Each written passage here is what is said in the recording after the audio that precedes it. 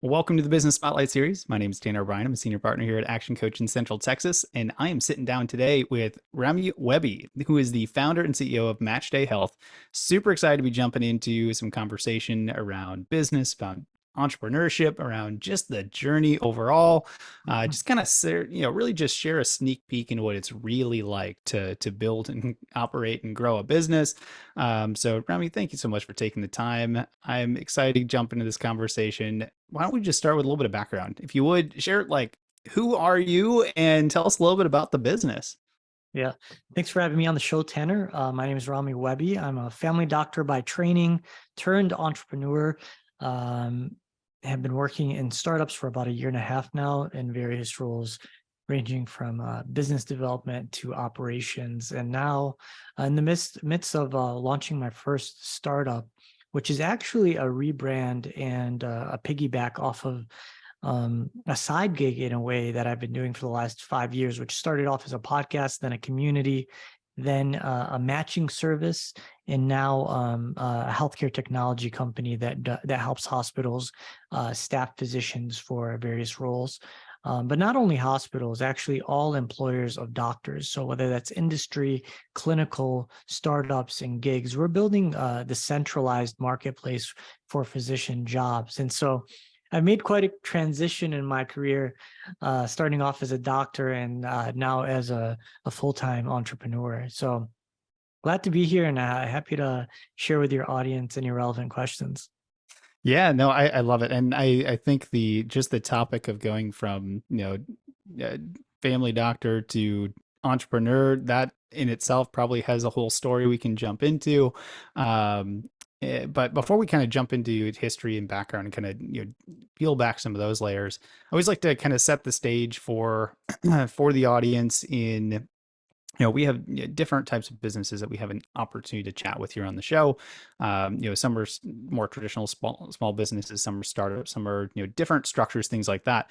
So for Matchday Health, as you continue to grow and build, if you would just kind of set the stage for the audience at this point.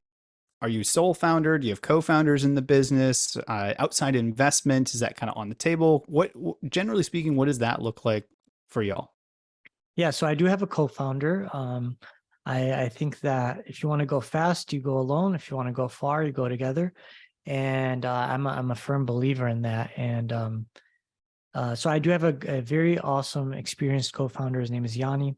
Uh, and he's sort of like the complementary person to me in terms of a technologically sophisticated product person. And so, I bring the community and the doctors and the recruiting background, and Yanni brings the product and the technological background. And so together, I think we make a really good team. And we've also known each other for quite a while now. So it's always good when you start a company, and especially with a co-founder, you really know that person, you trust that person. And so I approached them a few months ago with this idea, and I was like, look, I want to work together. Let's do it. And it just happened to be right timing. He was exiting from his previous company. And so, yeah, we came together and we're building this awesome marketplace. As far as funding goes, we are doing an angel round. So we've got strategic partners, strategic investors, as well as physicians that are joining us in this round. And so we're in the early stages of our raise. We're about halfway there. And so hopefully we'll close it up in the next 30 to 45 days. Very cool. If we would talk just a little bit about the process of going out and taking the approach to raising funds. What types of things are y'all preparing in the business? Like what are kind of the steps you're on currently as you go out and look for investors? Yeah, well, the first thing is making sure the story is right. Right. You have to, so there's multiple steps in raising money. First, it's, getting your business plan and pitch deck together, getting your financials together, knowing exactly how much money you want to raise. What are you going to use that money for? How far does it carry you?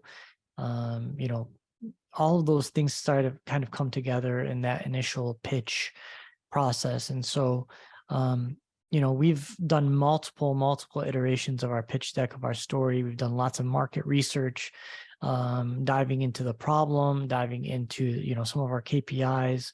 And then, ultimately it comes down to, are we the right team to do this? And are we, why are we the right people to make this happen? And it's ultimately getting investors to believe in us. And that's what my job is as the CEO, is kind of putting it out there that, hey, we're the best team for this. This is our vision. This is what we want to bring to life. And we want your investment dollars to build this vision. And, startups are always risky, of course. And so we always let our investors know that startups are risky. But ultimately you're investing in us. And if you believe we are going to be successful or not. And it's my job to convince our investors that that is the case. I love it. That is fantastic. So when we look at where this business is headed and the changes that, or the growth that you've had since kind of starting it as a podcast, growing into community, moving into what it is today and what it will continue to become. When you look at, I always like to just ask the question of like, who does the business serve? And the way that I like to frame it up, at least for the audience, is if I'm sitting in the audience and I'm listening to this and I want to know more about Match Day Health, how do I know that I might be a good fit, or I might know somebody who's a good fit to have a conversation, learn a little bit more about the business, and potentially do business with y'all down the road?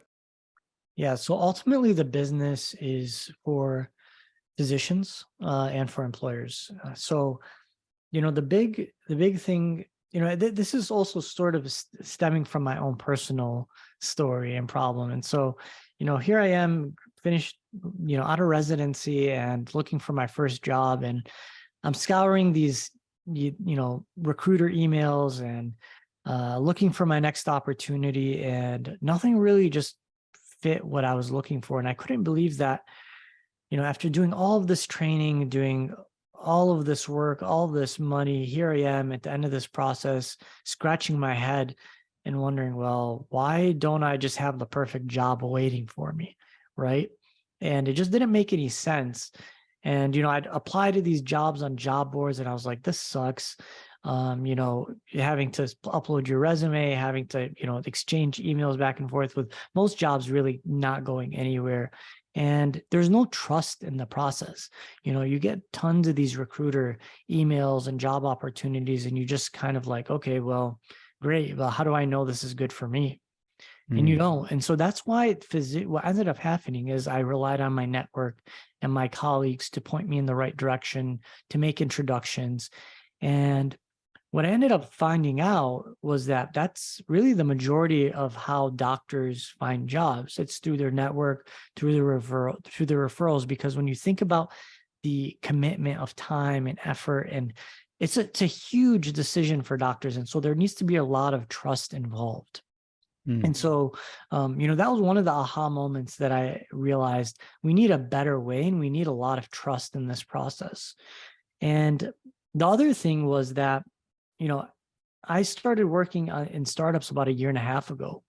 And a lot of my doctor friends would come to me and say, hey, Rami, how do I get involved in consulting, advisory, working in a startup in an operations role, something non-clinical? And I was just like, for me, it was an easy answer. It was just network a lot, get in these communities, talk to a lot of people. Eventually, you'll find your way in. And so knowing this, I started what I thought would be a community that connects doctors and health tech entrepreneurs, founders. And Mm. so I thought that's the easiest way for me to bring, the doctors what they want, and then founders also what they want, because they want to talk, to doctors, they want to get into that community and understand their problems. And so very quickly, this community grew to a few hundred physicians and almost 100 founders. And conversations happen in the community. We've got a database. We connect people. We've made, dozens of matches now. And it just sort of, along the way, I realized there's something here. And potentially this can extend further than just the non-clinical jobs. Because I found that when we would, let's say, share 10 primary care doctors with a startup that was looking to do some market research, they loved that we could just do a handoff rather than them having to go post on a job board and search and even maybe hire a recruiter, right? So this process just became very effective, and that's really what led us into building Match Day into what it is now, which is essentially a reverse marketplace that has employers apply directly to doctors. That is so cool. And I mean, I think you hit on some really important stuff that, transcends just beyond, y'all's industry, but uh, the effectiveness of going out and just posting for jobs, especially highly technical, highly trained types of positions, and networking is big, right? I mean, I think of the number of communities that I've had to be a part of, and how even my career has grown, and it's been through networking, it's been through who do you know, that sort of thing. The big communities is a big piece, so that is really cool. Is there anybody else in the marketplace that does anything kind of quasi similar to what you all are doing at this point? Yeah, I think in the nursing space, this has been done and proven. Companies like Incredible Health, Vivian, Trusted. I think there's a few more. They focused on the nursing staffing shortage, and they've created this reverse marketplace in a sense.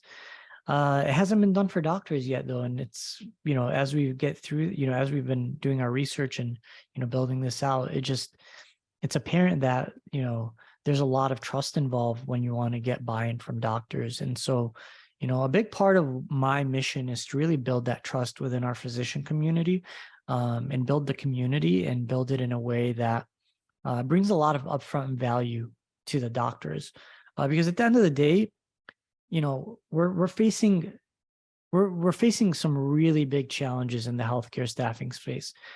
Mm. We're approaching a shortage of 100,000 doctors in the next 10 years.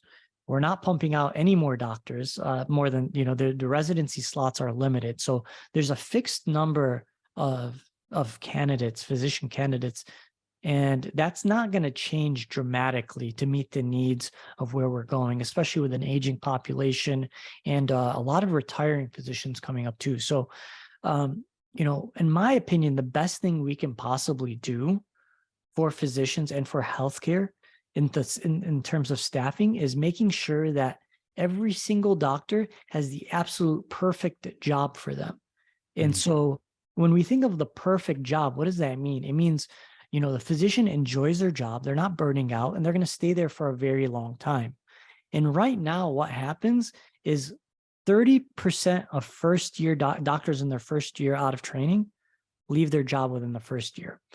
And for established doctors, that number is somewhere around 10% leave within the first year. And so what we believe is happening is that we just have really poor job doctor fit. And that's because of the way that doctors are recruited and placed into these roles. And so when you think about, like, doctors obviously are way too busy to use these apply boards. So what ends up happening is employers resort to just exclusively outsourcing their placements to recruiters. And the way recruiters are incentivized is like, anybody that takes the bait is going to go into that job. And it's sort of like jamming like a puzzle piece that doesn't fit into like a spot just because, like there's high incentive Mm. based on commission. And so in this model, it relieves some of that. And, we want to ultimately use AI, machine learning, and lots of data to figure out what makes the perfect opportunity for that perfect doctor. And that's really the big vision for us. Oh man, that is so cool. I find it like fascinating because not having gone to medical school and kind of going through that process, and just kind of getting a better peek into what that looks like, and how it's maybe not as, I don't know, structured maybe isn't the right word, but it doesn't always create the best fit from the get-go. And that's very fascinating to me. Mhm. But I think this is a good kind of general segue into the topic of marketing. I always love talking a little bit about marketing. It's one of those areas that's, it's vital to every business, but it's not always the area that everybody, picks up on and is really good at when they first start. So I'm curious, what is your philosophy to marketing, especially through the lens of what y'all are doing, getting the word out there to physicians, to founders in the healthcare space? What's kind of y'all's philosophy around marketing? Yeah. So having built a podcast to something, I started one of the first medical podcasts in 2017, fairly early. And I remember listening to Golgin lectures, which is like just a study tool in my car. I downloaded it off some sketchy website on the internet, plugged in my aux cord, and that's how I was studying. So I'd, drive and just study. And I was like, wow, this is really great. And at the time I just had gotten a new lease. And so you had the dash on your car in the front. And I was like, wow, I think audio and podcasts, like this is going to be the future because people can listen while they're driving, especially if you've got long commutes and traffic.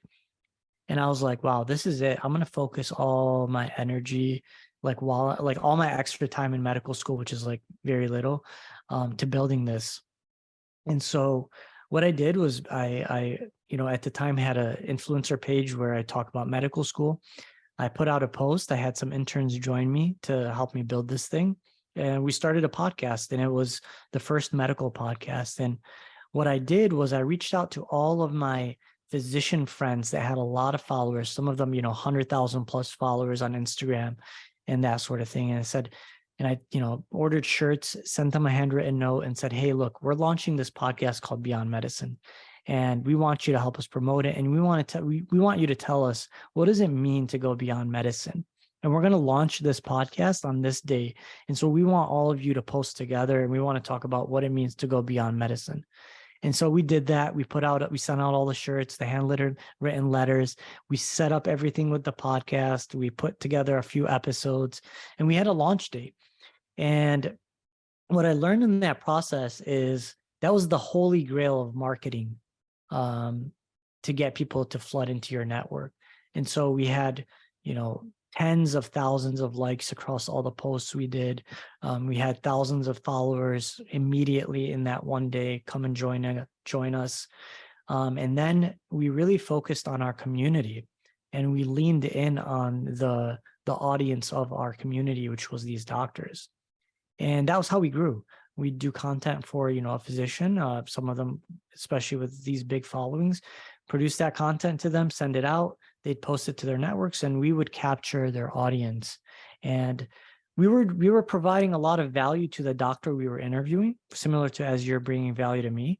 And we would also bring a lot of value to their audience because they were listening to that doctor, hearing that doctor speak about things in a way that they were never.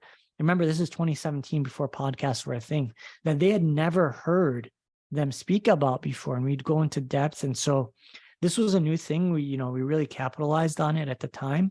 And for me, as now a founder, I definitely leaning in on that approach of bringing value to our community first, and becoming part of their network and becoming part of their extended network of physicians. And that's how we build trust, and that's how we grow our mission. I love that.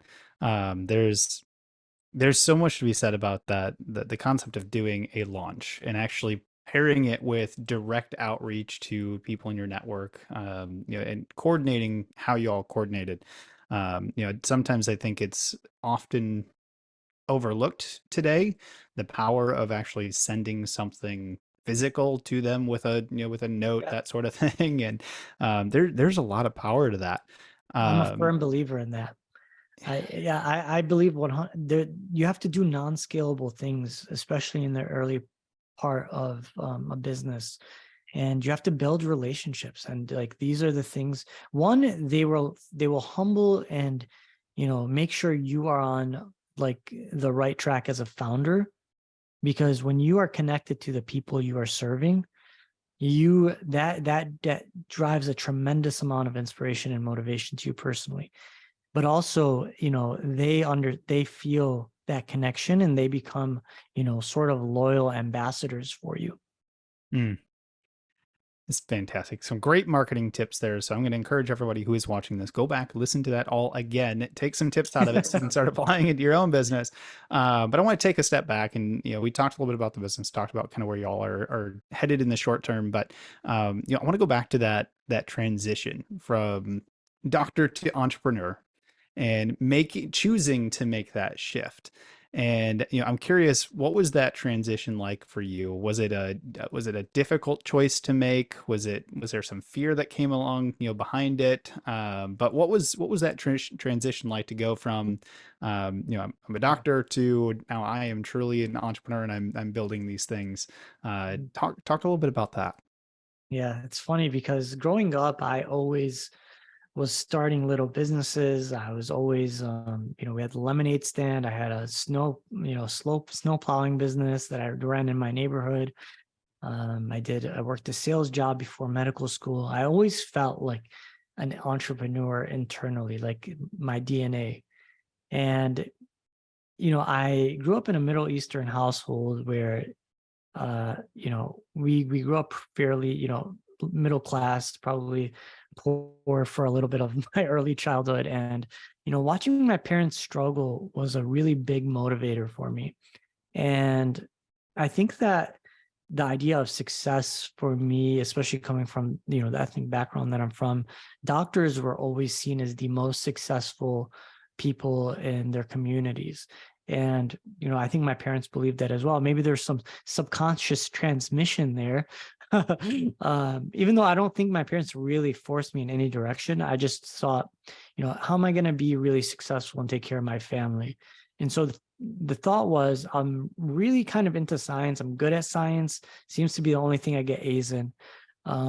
Maybe I should go in that direction. And I went to college thinking I would be a dentist or a doctor or something, and just took the science classes. Eventually, I was like, all right, I'm just going to pick something. So I picked, okay, I'll be an orthopedic surgeon, and started applying to medical school, eventually got in. And the whole time through medical school, I sort of felt like, okay, I enjoy the science, but I hate everything else. Like I enjoyed physiology and learning about that kind of stuff and understanding how the human body works. But the application of it just wasn't that interesting to me. And I was always more interested in solving big problems. My brain was constantly thinking of like, what thing do I build? And even in my first year of medical school, I started this newsletter and blog. I had 7 contributors to it, and we, distributed it through the medical school and through other to pre-meds. So I was always doing something like that. Hmm. And even the podcast, in a way, was that. So I always had it in my mind that being a doctor was sort of a stepping stone. I always knew I'd be an entrepreneur in some way. And so transitioning from that, from medical school, then to residency and practicing as a family doctor, I sort of just knew this wasn't for me. And that was a very difficult process, especially when you get so much praise for being a doctor, so much respect, so much prestige, to then have to take a step back and humble yourself and, go into it. My first role out of residency was doing business development for a startup. And I had to learn the hierarchy, learn the entire process of a startup. I was humbled in so many ways, but it was such an extraordinary, thrilling experience for me because I loved every minute of it. I loved building towards something. I loved like the vision of what we were working towards. And that was very different from just being a family doctor, reviewing charts, going into a room and, rinse and repeat, which is an important, practice and specialty. It just felt like it wasn't for me. And coming to terms with that took some time. And I think there's still moments where it takes coming to terms with that. I love that. That's an incredible journey and kind of understanding of how that transformation kind of unfolded over time. When you look back kind of on your journey overall so far, what do you believe are kind of the most, I don't know, memorable things that you've had to learn along the way? Really from a entrepreneurship business side of things, kind of what have been some of the big roadblocks you've had to overcome or just lessons that you've had to learn in your journey? Yeah, that's a great question. I think the biggest is the identity factor. As a physician, I think it's really hard to break out of that. And to be a successful entrepreneur, I do believe you have to let go of that identity Mm. in a way because there are different qualities that you need to adapt as an entrepreneur. And so maybe as a doctor, you're kind of, you just expect certain things to work for you. Being an entrepreneur, there's no guarantees, and there's no assumptions.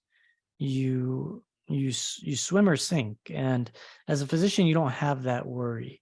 You always have a job.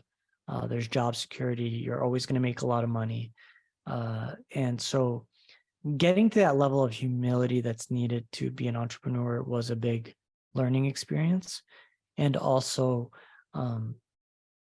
just learning what it took, and having really good mentors that you can gain that experience from. And so I'm all about, I believe in experience first.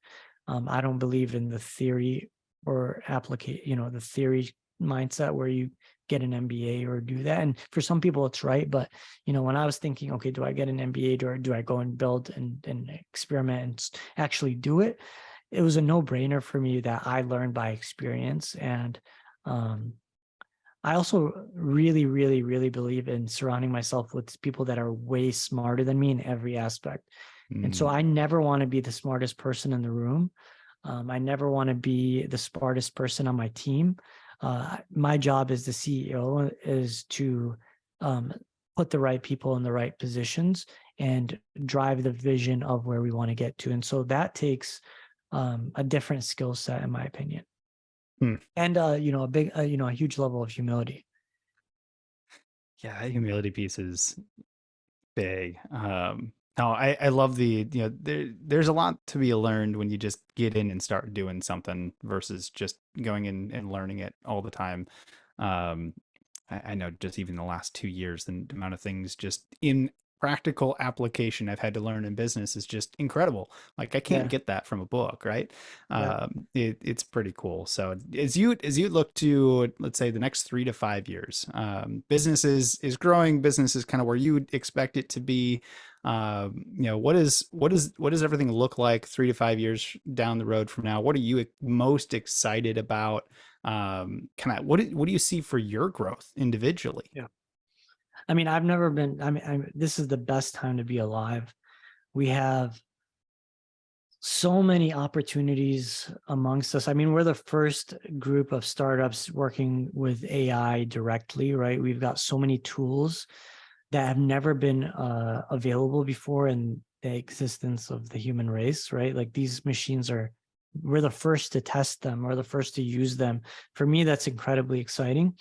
I love learning, and I love getting better at things. And so, I hope that I continue to build my skills as a leader, as a person who can, serve others, serve my community, and just get better every single day. I think, I think entrepreneurs just love the game. And I think I love the game of entrepreneurship.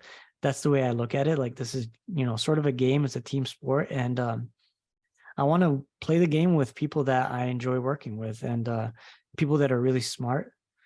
And, hopefully in 3 to 5 years, we're a lot closer to our vision, and we're, serving, thousands of doctors across the country and thousands of employers. And yeah, that's the goal. Love it. And I pick up on the, getting a little bit better each and every day type deal. That's something that's always been near and dear to me, especially if you're playing any game, especially the game of entrepreneurship. That we talk about 1% improvements every day, and that adds up. And as a former athlete in college, it wasn't always competing against everybody else, but sometimes it's just competing against yourself and getting better. So love that. Yeah. We've certainly covered a ton of ground in our conversation today. I do want to be respectful of time. So as we kind of start to wrap up here, I've got, really just 4 rapid fire questions. I know we could go deep on probably each one of these, but, just kind of top of head Happy to do answers, so. kind of thought on it. And, Yeah. and then we'll finish up with the last question here. So what is your key to success? Key to success: move fast, break things, be humble. You can't always do that in healthcare, but if you can, move fast and learn fast. Beautiful. What's one piece of advice you would give to other business owners or entrepreneurs? Surround yourself with really smart people, have good mentors. Um, it'll act as a sort of like an enzyme, or like Mm, speeding up the reaction, speeding up your pace to learn. It's a huge accelerant. I'm all about that. beautiful. What's one book that you're either reading now or have read most recently? Um, I'm reading 3 different books right now. And I always, every time I pick one of them up, I'm inspired. So one of the books is called Play Bigger, by Al Ramadan. It's about category design, and dominating markets. And that's shaped a lot of how I think about building this current company. The other book that I really like right now is just for inspiration. It's the Zappos book, Delivering Happiness. Really fun book to read. I finished that book almost in one night. And the other book is called The One Thing. And this is Mm, sort of a book. This is a book that I'm really thinking a lot about in terms of, company culture and how we execute on things. You really, there's a question you should always ask yourself as an entrepreneur and leader. And it's, what's the one thing right that we can do right now that will bring us 80 to 90% of the results that we want, and focus on that. And don't get distracted with, the minutia of things that are going to bring you a small amount of results. Focus on that really one or two big things that are going to drive the majority of your results. mm. Kind of final rapid fire question. If you had to choose only one area to place some magic in your business to immediately improve it tomorrow, where would you put that magic? Hiring the best people. Mm, I love that. Hiring the Uh, best people. Do not work with mediocre people. Work with A+ people, because A+ people are going to bring in A+ people. If you bring in a C+ person, they're going to bring in a D+ person and an F+ person. Work with the best people. Hire slow, and if you sense that something's not working out, fire fast, and be respectful, about that. And remember, if you're firing someone, you're also giving them a chance at a better opportunity. So think of it in that way as well. I love that. That is tremendous advice. Mhm. So before we wrap up with my final question, I always love to end these conversations on how can the audience go to connect with you, learn more information about you, maybe check out your podcast. Where can we encourage them to take next steps and learn a little bit more? Yeah. So the best place for me is LinkedIn. Rami Wehbi, Rami. Last name Wehbi, Wehb as in boy, I. And matchday.health. Check us out. Perfect. I will be putting all this in the video description below. So make sure that once you wrap up listening to this amazing conversation, go check out all that information, connect with Rami, and just have some fun connections here, because that's kind of what this whole business community is about, right? So as we wrap up, we'll end on the question I always love to end on here. That is this: what is most inspiring to you today? Most inspiring to me today, um, just building with people that I like working with. I think that I'm always inspired by people I work with. And yeah, I'd say that. Love it. Remy, thank you so much for taking the time. It's been a genuine pleasure to learn a little bit more about your journey, about all the things that you've been successful with so far and the things that are upcoming. It's incredible to see, excited to see the growth that I know is coming. So thank you so much for taking the time and sharing a little bit about your story with us here today. Thank you. Thank you so much for having me on the show. You're a wonderful interviewer, by the way. Great questions. And thank you so much. Thank you.